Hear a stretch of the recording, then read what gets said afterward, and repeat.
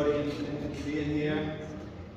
I'm certainly glad to be here with Speaker Sakachi and President Ruggiero. They've been very strong partners throughout the time frame that I've been governor, and I appreciate their partnership and their leadership. And I would also, especially the crucial issues that are facing our state during the pandemic, and addressing those to the best of our ability. So today, I think that we will share some good, strong news about working through some of our biggest challenges.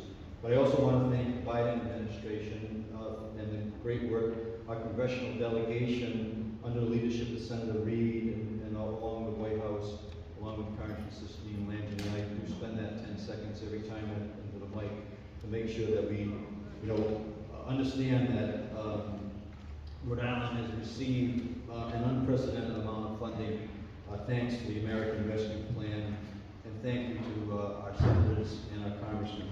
And so thank you for them, for their leadership.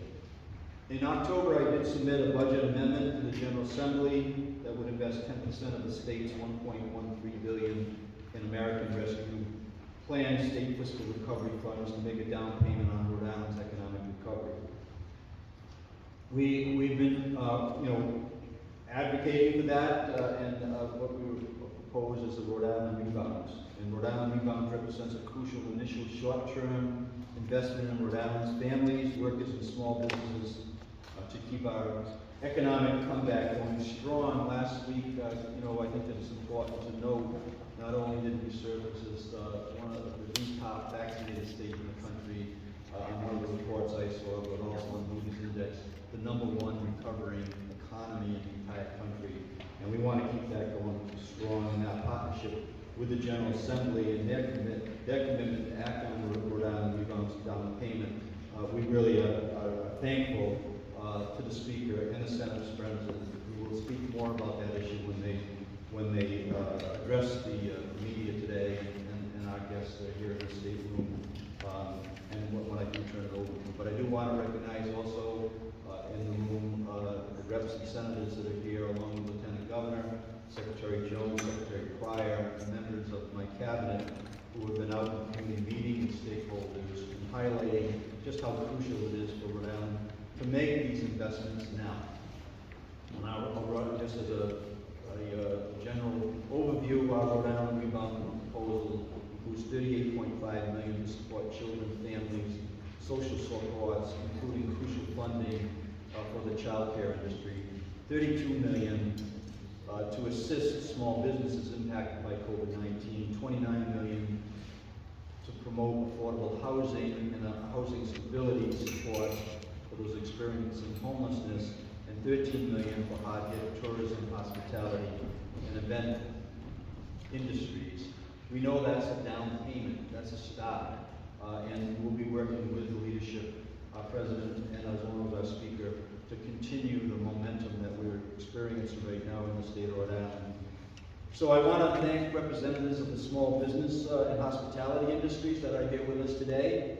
The Small Business Coalition, the Rhode Island Hospitality Association, and the Ocean State Coalition. Once these funds are passed, we will need all of your help to make sure that we maximize the benefit that we know that we need to make sure things happen.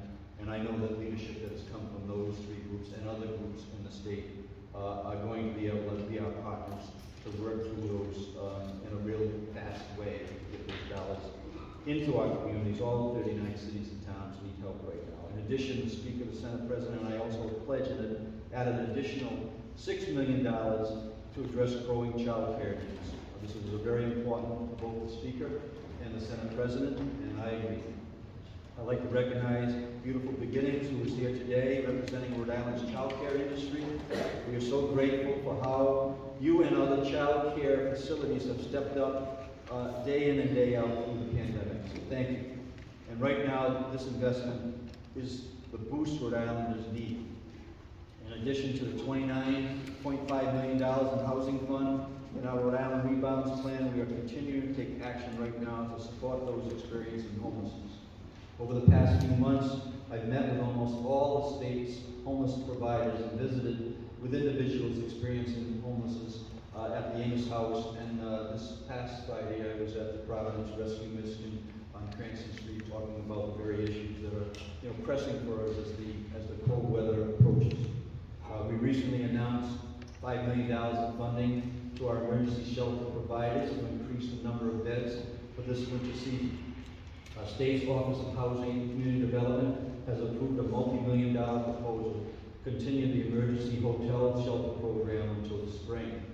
This program has provided an important safety net for hundreds of Rhode Islanders. Last week we announced a $31 million in funding to support 23 new housing projects across 13 cities and towns, creating and preserving over 600 units of affordable housing. I can sit there, I know that the speaker is a champion on this issue, and I appreciate his leadership along with the Senate President, as well as our Lieutenant Governor, and I share that commitment to do that. In addition, to support the Rhode Island Housing is offering through Rent Relief Rhode Island. In total, the state has used federal funds to increase investment during the pandemic of more than $40 million to support those experiencing homelessness and to prevent homelessness. We are also we're not stopping there. Several weeks ago, I convened an interagency team here at the State House to focus on the issue and on identify solutions. We're in the process of approving additional projects to shelter Rhode Island families and individuals through the winter months. We expect to have an additional news on this in the near future. And also, I would add that this is some of these challenges have been inherited by my administration, and we're at it, and we're working at it, and we intend to be serious about not only facing this particular winter time frame, but I can tell you that we are not going to go through this homelessness thing that we're working with on an annual basis, as the state has for years and years and years.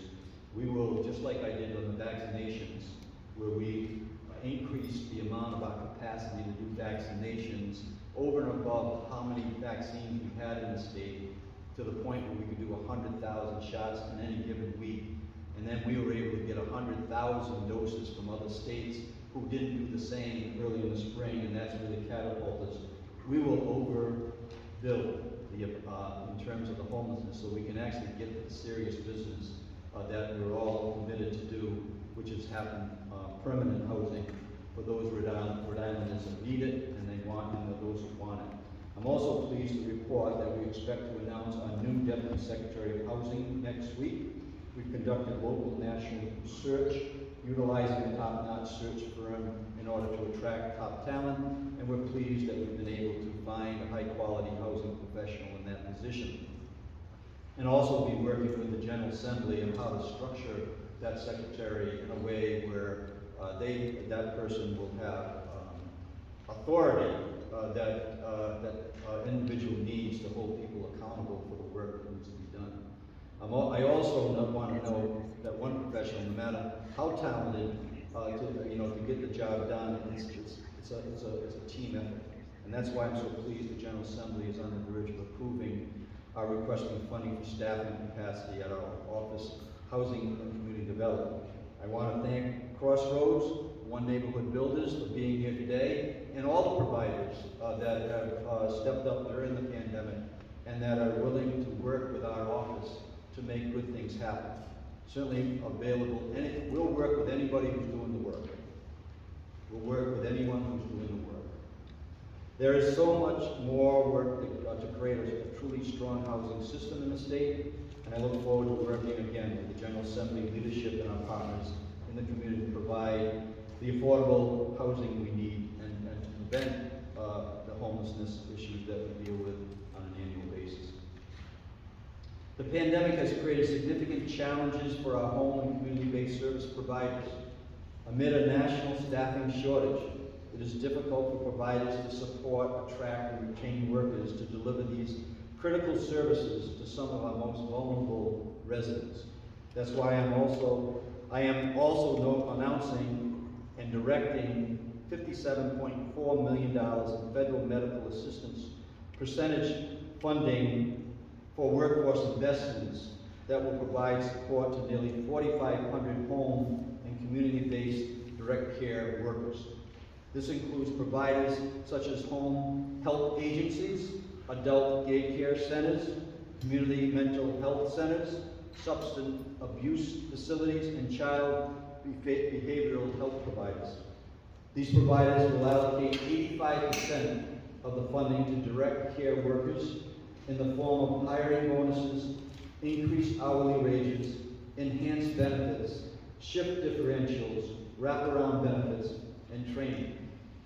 Retention and holding on to workforce is a challenge, and we need to meet that challenge, whether it's in state employment, or whether it's in nonprofit employment, or whether it's in our small business community, or our commercial businesses that operate in the state of Rhode Island. I want to thank the providers and direct care workers who have worked tirelessly in the field throughout the pandemic. We have some of those providers in the room here today, and I want to recognize East Bay Community Action Program, Community Action Partnership of Providence, and Leading Age Rhode Island. I am directing $3.64 million in CARES Act funds to support early intervention, which provides essential early childhood development services that support healthy outcomes for children across Rhode Island. When I submitted my Rhode Island Rebounds program in October, I included $5.5 million to support early intervention. This investment, in addition to the $5.5 million for early intervention in our Rhode Island Rebounds plan. Funds will be used to assist early intervention providers in mitigating the economic impact of the pandemic, recruiting and retaining workers, avoiding further closures, and providing continued services to children with developmental needs. We know that due to the pandemic, early intervention providers face significant losses because of the current rates, and today are struggling to hire and retain staff needed to provide services to all children needing early intervention program. Stabilizing and supporting this sector is a priority of my administration, as well as it is with the Senate, President, and the Speaker. And I want to recognize the leaders in the early intervention space who are here today. We have Children's Friend, and looking looking upwards. Thank you for the work that you do. And before I hand it over to the speaker, I do want to acknowledge our staff and the people who are working on this issue each and every day. I don't get to be in front of the people of the state of Rhode Island and explain the magnitude of work that has been accomplished and the result of that being making these announcements today. So thank you to all our immediate staff and everybody that's working with the General Assembly and their staff, along with the Lieutenant Governor. We really do appreciate the work. It continues. The work continues, and on these to address pressing needs in the state of Rhode Island. And I can tell you that we're working on that each and every day, doing our best. And doing our best is hard work. Again, doing our best is hard work. So I'll stop there, and with that, I'll turn it over to the Speaker of the House of Representatives, Joe Sacaccia. Joe, please come on up, and thank you for your leadership.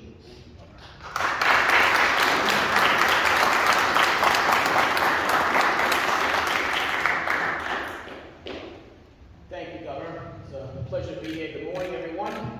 It's a good day for Rhode Island, and certainly a good day for a lot of people who are going to be benefiting from our actions that we take today. I want to begin by recognizing my colleague in the General Assembly, a good friend, Senate President Dominic Ruggiero. He's a good friend for many years, and it's through that collaborative effort that we were able to get a lot of things done, and we're just getting started, ladies and gentlemen. And I want to thank the Governor. I want to thank the Governor and his team. I want to start off with where he left off, which is there's a lot of hard work that brought us to today. I want to certainly recognize my policy people, my communication people, my legal people, everybody who's worked hard on the House side, and of course the House Fiscal Office as well. I want to recognize the Chairman, Manami, who does a phenomenal job. We'll talk about that in a minute. Of course, my partner in the House, a good friend, Chris Blazajewski, who's been by my side helping me. Today is a good day because we are announcing that, as the governor said, the amount of money that we've received, we've been approved, to the governor's credit, he's able to get approved, the FMAP, and that's a significant amount of money that's available right now. Some of that money can actually be used retroactively to bills and expenses from November 1st. So thank you, Governor, and your team for not only getting that done, but getting it done and approved and out to the people. The governor spoke early about the effects of the pandemic, and it was through the efforts of the House Finance Committee that 60 days ago, or less than 60 days, the governor submitted his supplement budget. We had numerous hearings. They were open, they were transparent. We listened to the outside stakeholders, the AFL-CIO, Rhode Island Foundation, all who submitted ideas on what to do. And those ideas are all under consideration as we move forward through this process. The governor asked for an initial down payment. After collaborative effort with the Senate, I know they had their hearings as well. We are prepared to act on that in early January. The House and Senate committees, I'll speak for the House side, and the President will speak for the Senate. We'll be meeting next week to take up that request and ultimately vote on that as well. You expect action by the House formally in the first week to 10 days in January. But also today, the governor has committed, and I'm happy to congratulate him and thank him, is working with the House, is $3 million of CARES Act money, which is available immediately for EI, early intervention. I know some of the stakeholders are here. I know it's a critical element. I know people are on wait lists. I have met with every single provider who's asked for a meeting. I listened to them, and the House heard from them. Our membership had a caucus last week. Early intervention funding was critical, that we could not wait until mid-January or beyond. We needed the money now. And the governor has committed CARES Act money. So Governor, thank you for that. And the Senate President, I know, speaks about the child care as well. These were priorities in both chambers. I'm happy to say that we worked hard together to get this done.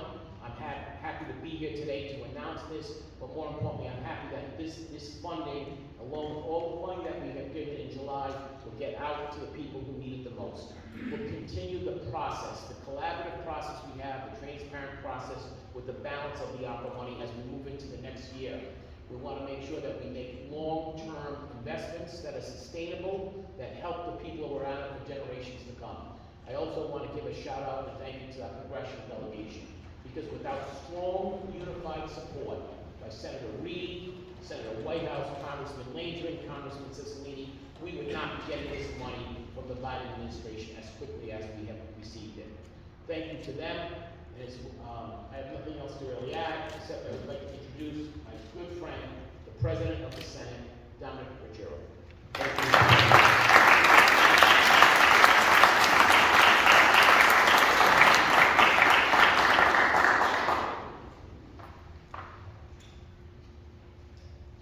Thank you very much, Mr. Speaker, and Governor, I want to thank you and the Lieutenant Governor for all you've done regarding this issue. As you said, that we've been in numerous meetings since the legislature has ended its session to deal with how we're going to address the situation with those people who are the most needy out there.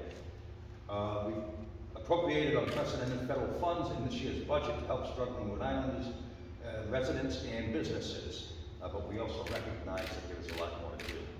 I want to thank the Governor for his immediate action. The administration has taken to address several critical issues of need and to get available dollars where they are needed without delay. A stabilized and early intervention program is one of those critical priorities. I've heard from many of my colleagues in the Senate about the importance of this issue. I want to recognize the presence today of some of those colleagues here. There are others that couldn't attend today, but the Majority Leader Michael McCaffrey of the Senate, Senator Lou DePalma, a member of the Finance Committee, Senator Tom Paolino, a member of the Finance Committee. I want to thank you all for being here and for the great job that you've done this year. Our Finance Committee has been working diligently. We've had over 28 hours of hearings regarding the APRA money that is coming from Washington. And I certainly want to join my colleagues in commending our congressional delegation, our senators Jack Reed and Sheldon Whitehouse, our congressmen David Cicilline and Jim Lanchevin for their efforts and their advocacy of getting us money, the money that we need to help the people of the state of Rhode Island. Provider staffing needs in other areas are also in crisis. The FMAP funding will help in these areas of behavioral health, developmental disabilities, adult day care, and personal health attendance. The revised APRA expenditure plan will also include an additional $6 million for child care, one of the Senate's top priorities, on top of $13 million that the governor has proposed. This was a top priority for the Senate. Leader McCaffrey and I were among many of our colleagues that attended numerous meetings with child care providers across the state. The industry is in crisis, and we can't get people back to work if we can't have affordable child care. Most of all, I want to recognize Chairman Pearson and the other members of the Finance Committee who put in, as I said, numerous hours, and we still have some work to do, but we are on the right road to make sure that that money gets out and into the hands of the most needy in our state. The next step in this process on the Senate side will be consideration by this Finance Committee of a budget proposal. The hearings will be scheduled for next week. Then the full Senate will take up the Finance Committee's recommendations in the first week of the 2022 legislative session. As Governor McKee describes it, the initial funding is a down payment. Ultimately, we believe that the investments made with billions of federal recovery dollars can be transformational for our state. We're not seeking to plug budget holes, but to make transformational investments. The Senate will work to utilize those unprecedented federal funds to position Rhode Island for prosperity for decades to come. Thank you very much for your time and attention.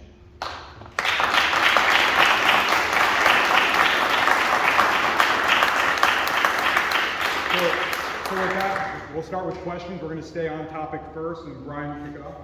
Governor, why has this taken so long? You pitched your plan to spend 10% months ago. Rhode Island is the only state in the Northeast, and one of the slow states in the country to get this money out the door. Service providers that we've talked to say they need it. Why has this taken so long? Yeah, so I'm certainly not going to focus on that. The timing, we did our job. The General Assembly did their job. They wanted to make sure, and I think rightfully so, they went through a process that they felt as though their membership really wanted to get involved in, and I encouraged that as well. We made a commitment, my administration made a commitment that the funds that came in from the federal government, that we were going to work together as partners with the General Assembly to do that. I think that we've got it right, and it takes time sometimes to get it right. Speaker, just to follow up, could you answer that question as well? I think you told me in September when the governor first pitched this plan that plenty of money had already gone out the door in previous rounds of federal funding to take care of the needs. Do you still believe that's the case, and why is it taking so long from the General Assembly? I disagree with your opinion. It hasn't taken long. We've had a $100 million request. We did it less than 60 days. This is public money. This is a process. You don't just back up to the State House and we hand the money out to you. It's an open, transparent process. We have to have hearings. We want to make sure we're doing it right. There are guidelines and regulations for what you can and can't spend it on, and it's a process to go through. And also, we've had the benefit of CARES Act money to supplement along the way. So I disagree that I think it's been a very timely process. It's been fair, open, transparent, and that's the way the rest of the money is going to be spent as well. It's going to go through the normal budget process, and we worked very expeditiously in the House and the Senate, by the way, to get the money done and get it done right. I'm confident in this proposal today that it meets the needs of Rhode Islanders. Kathy? A couple questions. There's a description of these bonuses and wage increases. Are these meant to be one time, or are you building into the base that the legislature is then going to have to fund going forward is number one. And number two, the only detail we have on any of this is for the child care workers, $2,000 bonuses. Is there any detail, this is really for anybody here, So the that budget director? That will be answered at the hearings next week. When we vote on it, it'll be a little bit clearer. We're continuing to work very hard on that. But we'll spend the money with what's allowed under the guidelines of the government. We appropriate as a General Assembly, and the executive branch will then decide the actual spending process. But I'm confident in the governor's ability and his team and his budget office to do the right thing. Have you been given, well, I'll go back to my first question next, but have you been given any details? It's $2,000 for the in the center-based, home-based, and there's a whole other group of people in here who are going to be getting financial help. So I don't have those particular details of how, who and getting exact amount, and how much. We're appropriating this for this particular area. We'll let the department directors do that, and the House, Senate, and gubernatorial fiscal office give you those answers probably next week, Kathy. What about the sustainability? Are these meant as one-term increases in rates? and So the FMAP funds that we receive is supposed to be spent over 3 years. If we spend it properly and correctly, we're eligible for more bonuses as well as the federal government. So we're gonna, whatever the federal government will give us, we're gonna take. So we just wanna make sure we do it right. And that's hence the reason we have hearings and a process and research. Lots and lots of hours. Just because we haven't been in formal session doesn't mean we haven't been working. There hasn't been an off session. We've all been working very, very hard throughout the summer and the fall. Understood, but I'm sorry, I'm focused on the one question. Is this meant to be one-time It depends. rate increases and bonuses? I'll let the governor answer that, but if he wants to, but I will tell you, some of it is probably one time, and some of it may be a wage increase. I don't know the specifics, Kathy. Thank you, Speaker. Pat? Mr. Speaker, respectfully, the track record of Rhode Island government reaching back to the prior administration has been a very slow, painful, paralysis through analysis dissemination of funds. And I'm talking about the Rhode Island Rent Assist program. I'm talking about the small business funds that were held onto by the prior administration. The track record of Rhode Island government is that we're going to hold on to this money as long as possible. It's been nearly 2 years, a year and a half since the pandemic began. Why are we still having these conversations? We just got the money. The federal government just. When was the money passed? Pat, it's a process. Respectfully, I'm not going to be convinced otherwise until someone can tell me that we should bypass the process of open, transparent government, accountability and hearings and input from everybody. Thank you, Speaker. Cash? Can you talk about the challenges associated with balancing the near-term needs versus the long-term needs? And are you seeing common themes when you're looking at that picture? There are challenges, that you're right, there is certainly immediate need. For the most part, I think we agree on the governance assessment. That's the process, the hearings we've gone through. And then we have the long-term needs, and that's where I mentioned earlier about the AFL-CIO, the Providence Foundation. We have many, I'm waiting for some information from Bryant University as well. We have many stakeholders who have ideas. We're going to keep an open idea and look how we go forward. But you're correct, Cash. It is a balancing of the immediate needs of people who need this money right away, and also the long-term benefits of this. So the good news is the federal government has given us 3 years to spend it. That's written into the law. We're not going to take 3 years to spend it, but we're going to take our time and do it right.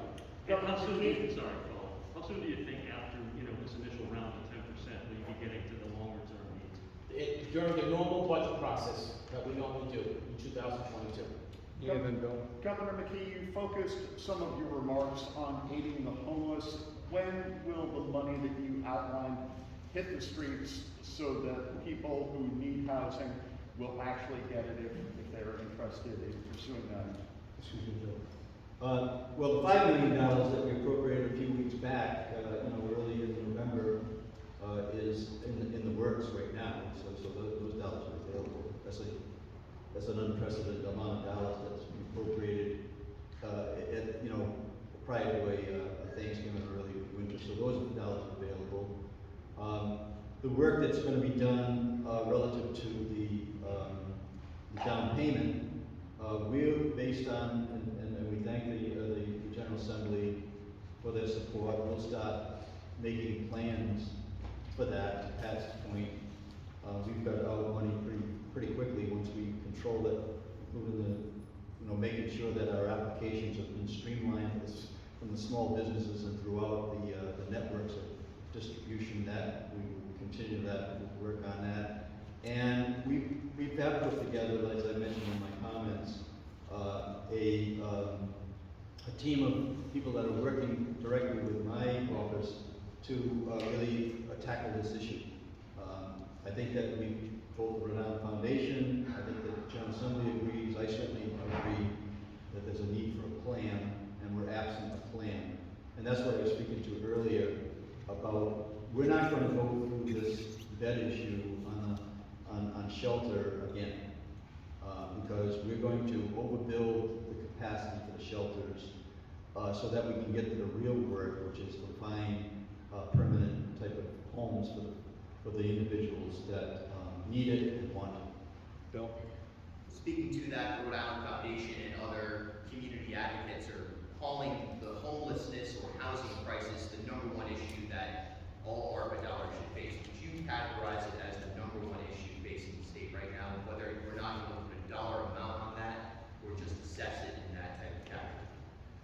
I would say that, and that's why we have this Rhode Island 2030, and we encourage everybody that's listening to go to ri2030.com and to weigh in on what you think are the most important issues in the state.